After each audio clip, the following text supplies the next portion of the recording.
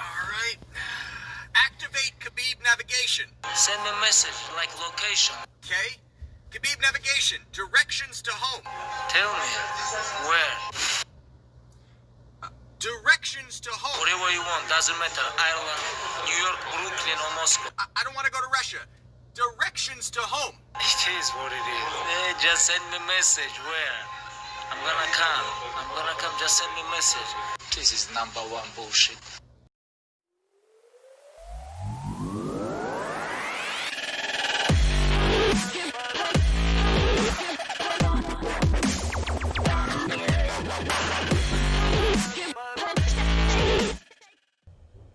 Welcome to Kyle Anthony's UFC Betting Show. I am Kyle Anthony, and welcome to the podcast.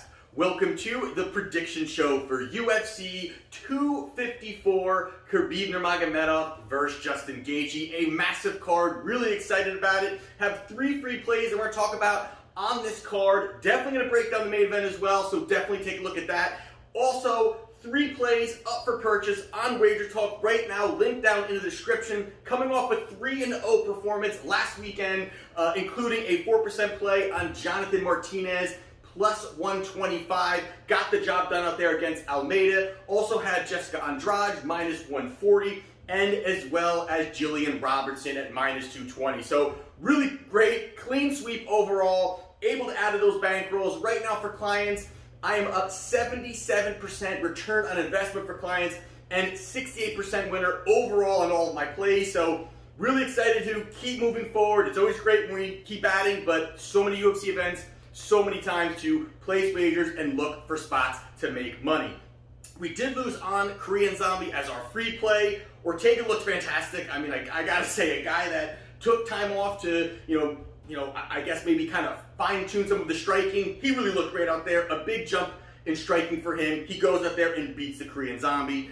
But we're definitely going to be talking about 3 plays on here, 2 in the main event. I'm going to break down. I got a prop bet and as well as a free play on a side here, and one other fight that I will be talking about. But definitely right now, 3 plays up on Wagertalk. 5% play that I'm releasing, and also 2 plays with that. So I have a top play that I'm looking at right now. Take a look, link in the description if you're interested in that. If you're not, we are going to talk free plays on the show today. So I think the first thing we're going to do is we're going to get right into the main event of the evening between Khabib Nurmagomedov and Justin Gaethje. I mean, this is a sensational fight. It's a fight that a lot of people really felt that, hey, this is the guy that could really give Khabib a lot of problems. We're going to dive into some of that, and as we always do here, break down the last 3 fights for each fighter, see what one fighter can expose the other, and if the line makes sense to place a wager. So the first thing we're going to do is we're going to talk about the current champion. We're going to talk about Khabib Nurmagomedov. And 3 fights ago, let me give the line first. You've got right now, and actually the line ticked up a little bit here. You got Khabib at minus 325, and you've got roughly Gaethje is a plus 275, somewhere in that range. But now you got 3 fights ago, Khabib faced Al Iaquinta. Now this was a short notice fight. This was one of those fights. It was like the day before, and all these fallouts. We're not going to dive into all that stuff. But this was a fight here where you've got a wrestler, and some people thought this could be a problem for Khabib, being this is a wrestler, a guy who's got some power. Iaquinta definitely is a guy that, has some power, has some knockouts, but has the wrestling background as well. But in this fight, I mean, that first round, I mean, you saw what Khabib did. I mean, Khabib pretty much had him dead to rights early in that fight. And, I don't say that he took it easy on Al Iaquinta, being the fact that Al took this on a day's notice and all these other things, and he was on the bus where Conor was attacking the bus, and then they ended up becoming some kind of, friendship in that aspect. Not saying that that's why he backed off on it, but I really felt like this was a fight where he had Al beat up and in great spots in the first round or 2. Maybe I'm looking into it too much, but that's the way I looked at it early. And then he went to just standing. And Khabib decided to say, hey, I'm going to go and I'm just going to stand and strike with him. Now, could he not take him down? Could he? That's up for debate. I really felt that it was really much, even his coaches were screaming, go for the takedown, and he wasn't doing it. He was really comfortable just looking to stand. He wanted to strike. Is he taking it as live training of some sort? I'm not really sure, but in retrospect, you really take a look. I mean, there were spots where he didn't even shoot. I mean, he didn't even look to shoot. in that I think it was the third and the fourth round where he just really wasn't looking to shoot. And even Al didn't land that many shots either. I mean, even shots where he kind of, grazed, Khabib a little bit, crowd went crazy because you're just not used to seeing him hurt. So, he doesn't lose rounds. It's obviously it's not, you're not used to seeing that guy get hurt. But this was pretty much a dominating performance overall. Short notice fight for Al Quinta, but he goes out there, gets a unanimous decision victory, a clean sweep overall. He won every round. So Khabib goes out there and gets the victory. 2 fights ago, he fought Conor McGregor. Now, this is one that a lot of people, there's heavy emotions in this one. A lot of people were, if you liked Conor, you hated Khabib, and if you hated Khabib, you liked Conor, and back and forth, and all these things. And, one thing is for sure for myself is that I never bet with emotion. It's really what I see. If I like a fighter, I'm going to take that fighter. And I'm not a kind of person that, hey, if the line ticks up very, very short, maybe it moved up from, minus 180 to minus 195, and now you're saying, oh, the value's gone, and this, if I like a fighter, and I've capped it, and I really believe this guy's going to go out there win, I'm betting that fighter to win. You don't cash tickets by just saying, hey, I beat the closing number. That doesn't cash tickets. Cashing tickets is winning. And sometimes you pay up a little bit to get that win, but at the end of the day, you want to get winners. And this is a position here where I think a lot of people got emotional in this one. People, a lot of people hated one guy, hated the other guy, liked one guy, and that kind of thing. And this situation where it was a clear path to victory here. I mean, you go into the situation where, Khabib's takedown ability and Conor's cardio and lack of takedown defense were pretty much a clear path here. And in this fight, this was a situation where, Khabib early, was able to get the takedown, wrestle him down, ground and pound him, maul him, tire him out. There really wasn't much that Conor had going on there. Even the spot where, Khabib faked the takedown, threw the hook, ended up, stumbling Conor. He kind of went at him, which is a big highlight moment in that fight. But pretty much overall, this was just a landslide victory. I know Conor just came out recently and said that, he was winning the fight, or, no way. There's no way that that's true. But he went out there and he said that, and I think he's trying to build a little bit of steam. The fact that Khabib is about to fight and he wants to maybe get back in the cage. Not really sure. I think it would be the same outcome regardless if Conor was to fight him again. But this was Khabib from beginning to end. Dominated and getting the finish in that 4th round. Overall gets the victory. Didn't have a problem really with, I think, the takedowns, smothering him, getting on top of him. It was really a performance that just shows how amazing Khabib is at what he does, where people know exactly what he's going to do, and nobody seems to be able to stop it. So he goes out there and gets a submission victory in that 4th round. And then most recently against Dustin Poirier. This was a fight here where I think a lot of people were really looking at it, and it was more the storyline was that that Dustin has the boxing. He's got the footwork to maybe kind of work from the outside a little bit. He's got the striking, he's got the power, he's a durable guy. And that really wasn't what was able to happen again. And really that striking part of it, which kind of goes into what's going to happen Saturday night with Gaethje, was that people say the striking could fend off some of this. The circling, the footwork, a lot of that could really fend off some of these takedown opportunities that Khabib is going to be looking for, whether it's in the center of the cage, whether it's up against the cage, whatever it may be. That was the situation, and this was a spot where really it looked like that Dustin came in with the good strategy. He wanted to have the distance, wanted to use his boxing, but you heard him even, I think it was the 2nd into the 3rd round, wherever it may be, where Dustin says, I can't get this guy off of me. And that is probably an overwhelming feeling when you're in a situation where you just can't use your best weapons. And that is what Khabib is really great at. And he's able to nullify all of your weapons by just smothering you, getting on top of you. I mean, Daniel Cormier talks about his strength. Obviously, it's one of his best friends, so he's not going to say he's a weak guy. Obviously, that he's, next level wrestling. But for DC to talk about how heavy he feels, how his strength, all these things, once a guy gets in there, it really almost drains their power, and they're unable to really start firing off those shots. They're worried about the takedowns. They can't even utilize their striking. This is what does happen to Dustin. Dustin was looking to box, could not get him off of him. Pretty much from beginning to end, into that 3rd round, ended up getting rear naked choke. Khabib gets the victory there. But again, I think this is a situation where you can look at it going into what Gaethje's looking for. Gaethje's looking to create, create chaos, and as soon as Khabib's looking to shoot, he's looking to fire. That is, I think, Obviously, I think that's a great strategy. Can it work? Dustin, I feel, tried to do a little bit some of that. Of course, he kind of backed up a little bit because he didn't want to get the takedowns, got up against the fence, taken down, ground and pounded, and submitted in that third round. So Khabib goes out there and gets that victory.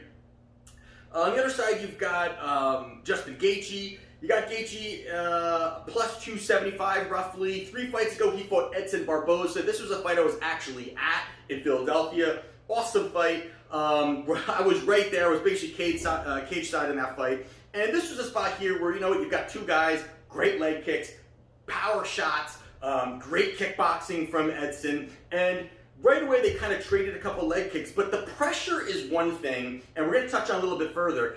Pressure is one thing that Gaethje has. I mean, there is no doubt that Gaethje has that forward pressure. He's got the hands. He's got the power. He's able to really mix up those leg kicks to really kind of get you thinking, I don't want to take too many of those. And all of a sudden, he's throwing up heavy combinations up top. Really good the way that he mixes it up. And he's willing to take shots, to give shots. He's got the chin. This was a spot here where Barboza kind of didn't want to deal with it. Barboza kept kind of fading back, kept kind of moving back. And that was where, Gaethje just kept moving forward, and that was the spot. He threw a big hook, absolutely dropped him, knocked him out clean in that first round. It was a victory for Gaethje in that spot, but it shows again that the pressure is overwhelming on his side. Khabib's got it, but also Gaethje has that pressure and that power to kind of back up that forward movement.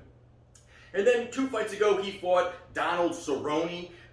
This was a fight, I don't think this was too big of a fight overall, because I'm not big on Cerrone, kind of where he is in his career, and I know this was a little while ago, but not really too big on where he is in his career. But in this fight, I mean, Cerrone looked very timid, didn't really look like, he was very cautious on a lot of his shots, while Gaethje was just pouring out offense, right out the gate, landed a bunch of leg kicks.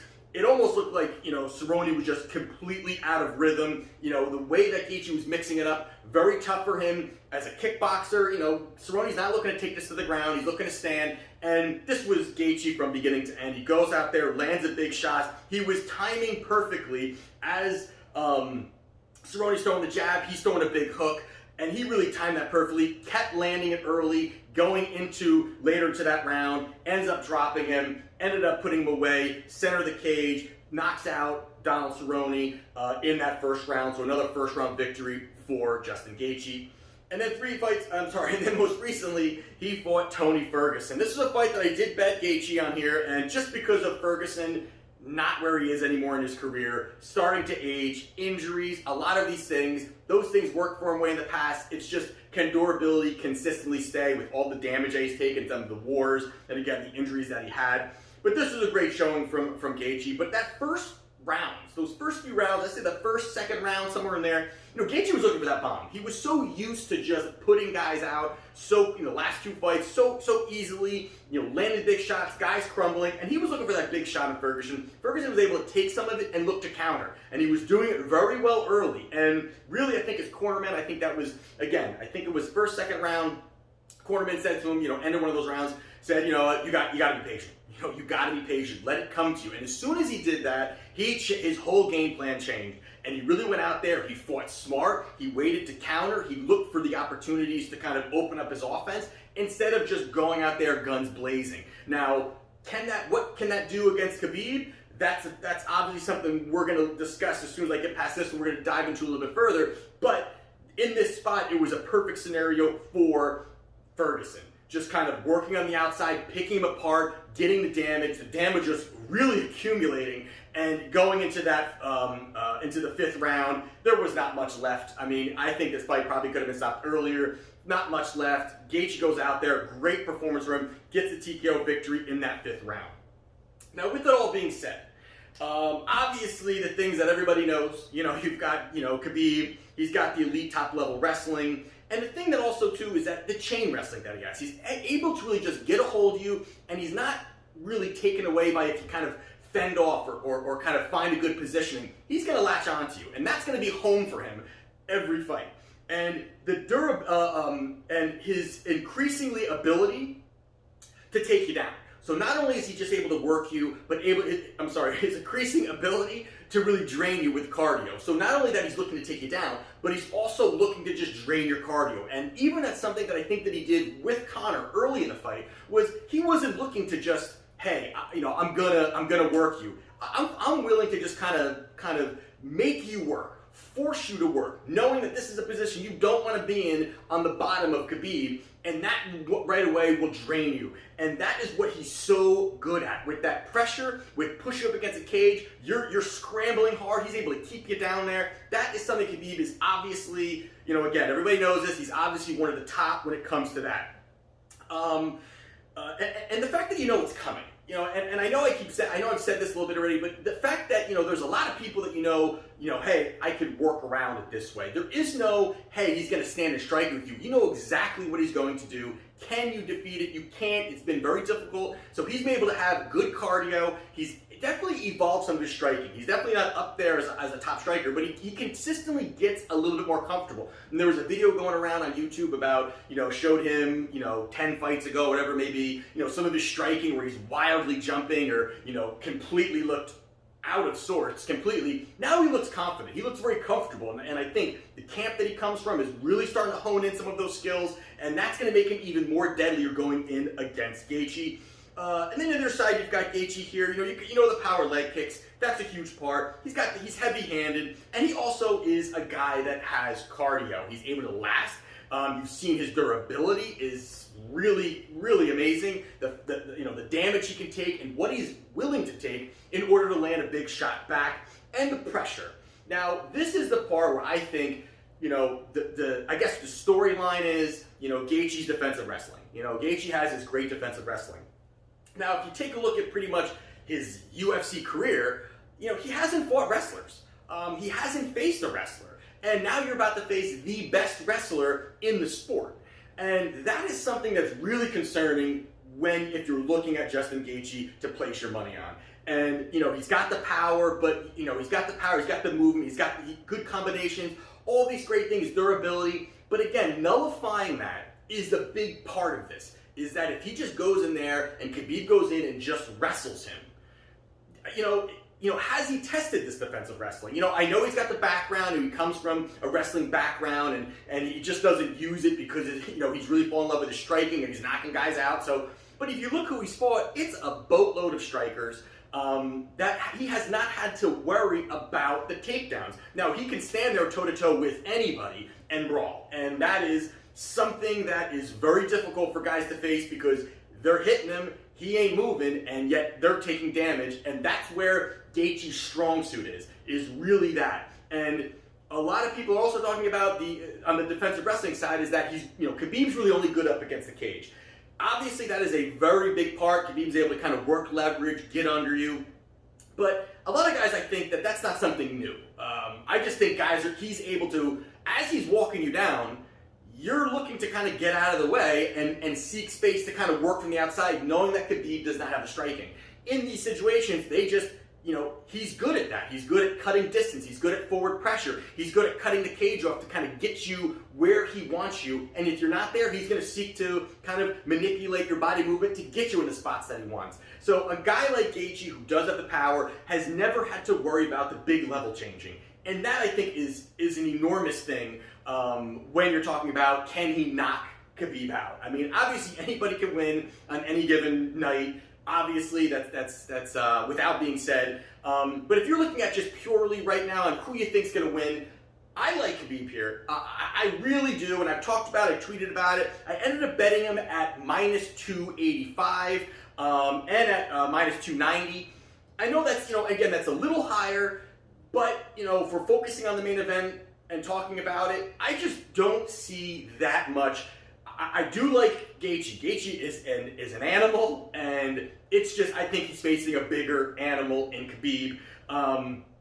And I also think that, yes, the leg kicks are going to be there, but I think that, and he snaps them off. Gaethje snaps them off pretty quickly. But I really think that these kind of movements, it's not like he does many body kicks. He loves to do leg kicks, but he's going to time some of these, and I think that he's going to be able to get a hold of them and seek to take him down. Now, it's not the easiest thing to take down a guy when he's doing a calf kick or a leg kick, those kind of things, But I think this is something that is going to open up him to be off balance when Khabib is looking to shoot. And I think that's going to be an extraordinary part of this offense. If he's not able to get it against the cage, that's where Khabib is going to have success. And I think early that first round, he may kind of feel out the movement for Gaethje, what's going on, and then start chipping away on the scorecard. So I will be taking Khabib Nurmagomedov to defeat Justin Gaethje. I bet it at minus 185. Right now it is up minus 320. It is up there. When it starts to get those prices, it does feel like more of a parlay piece, those kind of things that you want to add to. But I definitely already have taken Khabib Nurmagomedov as a free play. And again, remember, these are plays, my client plays, I'm betting 80% of my allotted amount of money per event on, and then I'm doing these plays, 20, 15% on these plays, value plays, parlays, those kind of things. I always want to make sure people understand that. But I also, the fact that I'd like Khabib here to get this victory, but I'm looking at the methods of victory here, and that's going to be the other part of this, is a prop that I'm putting in here. So, you got the knockout is plus 380. I think that's interesting there for him to get, and then the submission, I think was plus 250, 260, somewhere in there. But I think this is a spot where Gaethje is very durable. And if he has any slight defensive takedown ability, he's not going to be standing the whole time, he's going to be getting taken down, and I think he's going to be able to kind of squirm and get out of positions, and I think that Khabib will be chipping away on the scorecards. I think positioning is going to be important.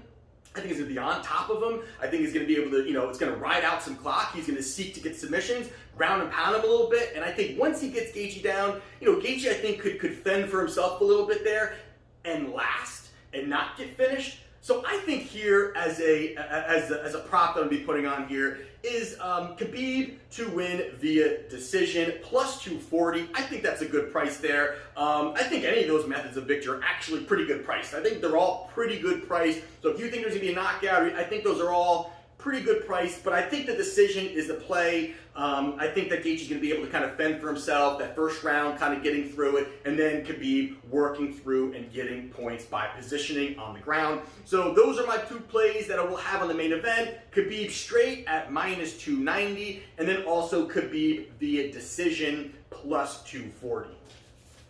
Now the other one I'll quickly go over. Now I've talked about this one on the show before a couple different times. Keeps getting canceled. Is Magomed Ankalaev versus Ion Cutelaba. This was a fight here that I've talked about 2 times on the show, I think, already. And I'm going to talk about it quickly because it's one that I do like and it's one that I want to talk about. I do love this play here, so we're going to get into it. Now you've got Ankalaev is roughly around a minus 290. And you've got Cutelaba is plus 225. So we're gonna, I guess I'll kind of quickly go through each of them again, the past 3 fights, and or maybe not even. Maybe we'll kind of run through a little bit quicker. But what we're gonna do here is we're gonna go through a couple of them here, and one of them that I want to talk about is Dalcha Lungumbula. Versus Ankalaev. And I think this is an interesting fight. I think because a lot of people put a lot on this particular fight when you're talking about Ankalaev and why you like him to win the fight Saturday night. And, Dalcha has got a lot of hype. He's a chiseled monster. He's got power. He looks the part. But, he's the kind of guy that, to be honest, his striking is very simple. He looks to land the big shot. And he even, ended up, landed a nice shot on Ankalaev earlier in the fight. But it just, to me, it's a big stamp because it was a beautiful knockout by Ankalaev. It was a front kick, dropped him, ended the fight, got on top of him, ended the fight. Really a great highlight reel. But who he beat, I'm not that too high on overall. So I think that takes a little bit away. And I think that really upped his price when what the market is kind of looking at right now. And then there's say you've got Cutelaba, he faced Glover, and even there, the first round was pretty crazy. It almost looked as if Cutelaba was going to finish Glover, and then ended up getting the takedown, got on top of him, ended up getting a submission loss in the second round. But that first round, almost Cutelaba had him. Cutelaba was landing some big shots. He doesn't need much. He lands one, he could put your lights out. And I thought he looked fantastic there. And then even the fight against Khalil Roundtree, I mean, he went out there and, I mean, he grappled with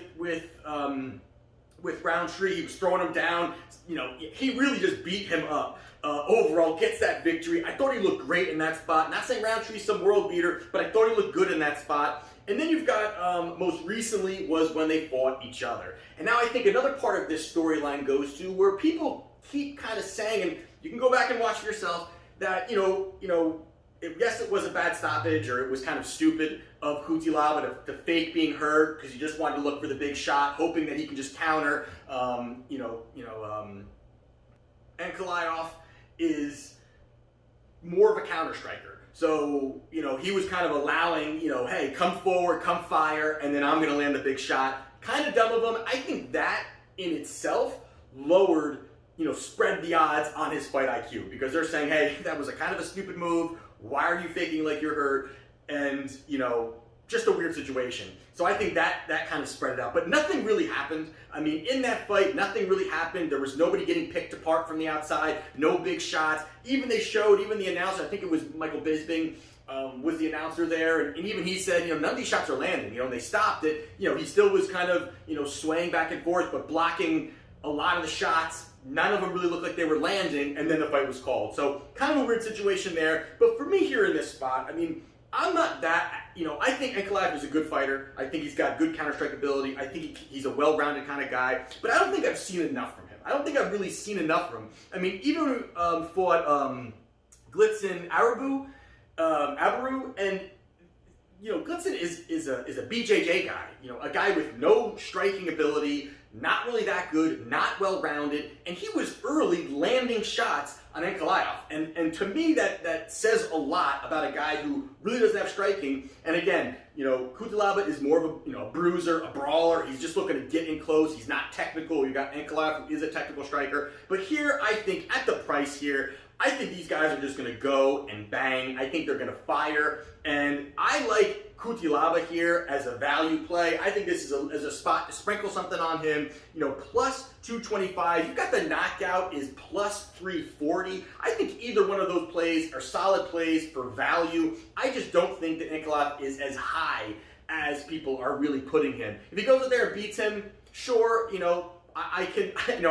I can see that being a possibility, but value-wise overall, I like Kutilaba here. I think he lands a big shot. I think he has the chance to get the knockout. They're talking about the fact of the cardio. They're talking about all these other things.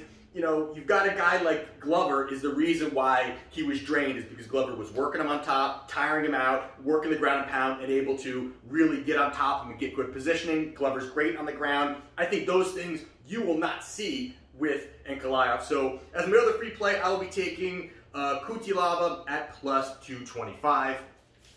So those are my 3 free plays for UFC 254. Really excited about this card. Again, take a look. Link down in the description. 3 plays up on Wagertalk. One is a 5% play. Link down in the description. Hopefully we're going to be cashing in again. It's been a fantastic year. Making a boatload of money here, and it's always great, and I always appreciate everybody who is, direct messaging me or writing on Twitter or, wherever, maybe even on YouTube, saying, hey, we cashed, we did this, or even bets that, I haven't even, given. Love hearing people winning. Again, we are all on the same team here. We're all here looking to beat the bookies and make money long term. That is the key. It's not just making money tonight, not making money tomorrow. It's making money year after year after year. That's how you make profit. Bankroll management is key, and do not chase. All right, so with that being said, definitely enjoy the fights Saturday night. YouTube at Kyle Anthony UFC. I will definitely be tweeting during it. It's an earlier card, so for the East Coast, it'll be 10:30 in the morning.